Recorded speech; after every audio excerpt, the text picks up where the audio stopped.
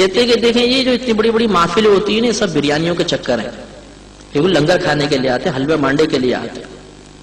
چلے جی ہم آپ کا یہ الزام قبول کر لیتے ہیں، ہم حلوے کے لیے آتے ہیں، ہم بریانی کے لیے آتے ہیں، ہم کھانے پینے کے چکر میں آتے ہیں، اور واقعی لنگروں کے اندر کھانا اتنا نفیس ہوتا ہے کہ گھر میں کتنا بھی مزیدار کھانا پکا لیں، جو لنگر کا کھانا ہوتا ہے اس کی لذت کچھ اور ہی ہوتی ہے۔ چلیے ہم اسی لیے آتے ہیں۔ اب چلیے بخاری شریف چلتے ہیں، مسلم شریف کے اندر چلتے ہیں اور دیکھتے ہیں کہ ہمارے نبی کریم نے اس بریانی کھانے والے کے بارے میں کیا فرمایا۔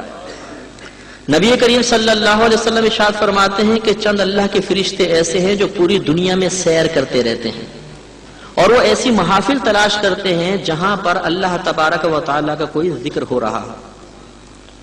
نبی کریم صلی اللہ علیہ وسلم فرماتے ہیں کہ وہ فرشتے اس محفل کو گھیر لیتے ہیں اور اسے اپنے پروں سے ڈھانپ لیتے ہیں، حتیٰ کہ زمین سے آسمان تک فرشتے ہی فرشتے ہو جاتے ہیں۔ اور مخبر صادق کے اس قول کے مطابق میرا ایمان یہ ہے کہ اس وقت الحمدللہ زمین سے آسمان تک اس محفل کو فرشتوں نے گھیرا ہوا ہے۔ سرکار فرماتے ہیں جب محفل ختم ہو جاتی ہے تو وہ فرشتے اللہ کی بارگاہ میں جاتے ہیں، اللہ تعالیٰ ان سے دریافت فرماتا ہے من این جئتم، اے فرشتوں تم کہاں سے آ رہے ہو؟ فرشتے دائرہ ادب میں رہ کے عرض کرتے ہیں یا رب کریم جئنا من عند عبادک، ہم تیرے بندوں کے پاس سے آ رہے ہیں۔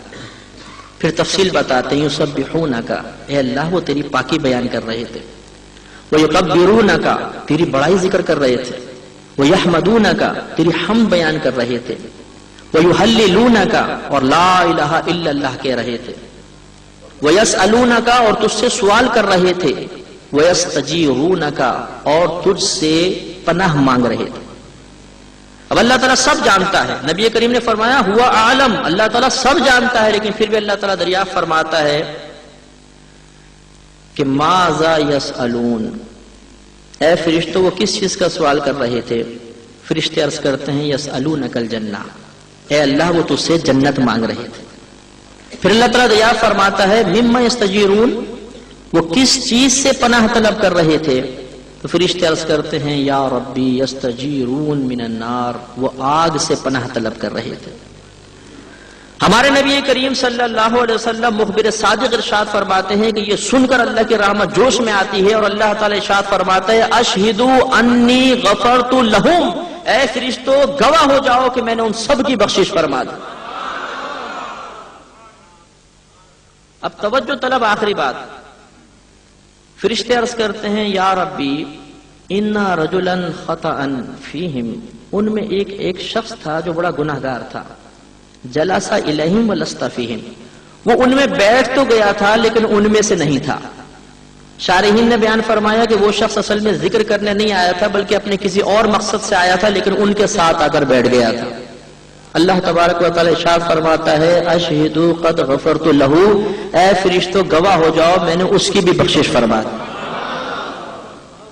لیجئے جواب مل گیا۔ کچھ آئے تھے اللہ کا ذکر کرنے، اولیاء کرام کا ذکر سننے، اللہ نے فرمایا اشہدوا انی قد غفرت لہم، گواہ ہو جاؤ میں نے ان سب کی بخشش فرما دی۔ چلے کوئی مجھ جیسا بھی آیا تھا بریانی کھانے کے لیے، فرشتوں نے اس کے بارے میں بھی سوال کر لیا یا ربی انا فیہم رجلا خطأ، ان میں ایک رجل خطا بھی تھا، جلس الیہم ولست فیہم، وہ بیٹھا تو ان کے درمیان میں تھا لیکن ان میں سے نہیں تھا، اللہ نے فرمایا میں نے اس کی بھی بخشش فرما دی۔ تو یہاں تو جو جس مقصد کے لیے آئے گا انشاءاللہ بخشش کا پروانہ ہی لے کر جائے گا۔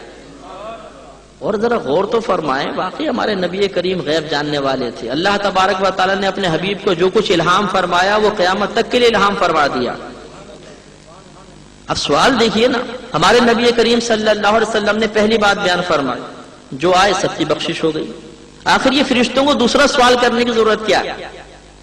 یہ ہماری تعلیم کے لیے ہے کہ جو جس بھی مقصد سے آئے گا، اگر مقصد فاسد لے کر بھی آئے گا تو انشاءاللہ عز و جل اللہ تبارک و تعالی ان لوگوں کی برکت سے اس کی بھی بخشش فرما دے گا۔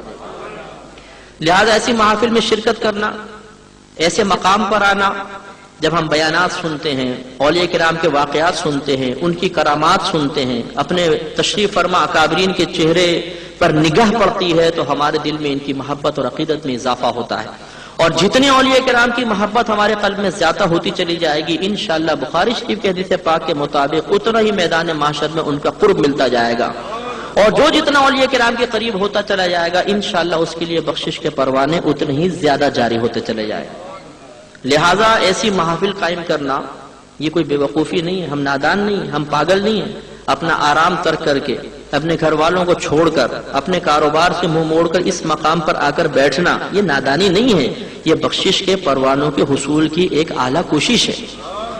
یہ سعادت اللہ تعالیٰ منتخب بندوں کو عطا فرماتا، ہر ایک کو عطا نہیں فرماتا۔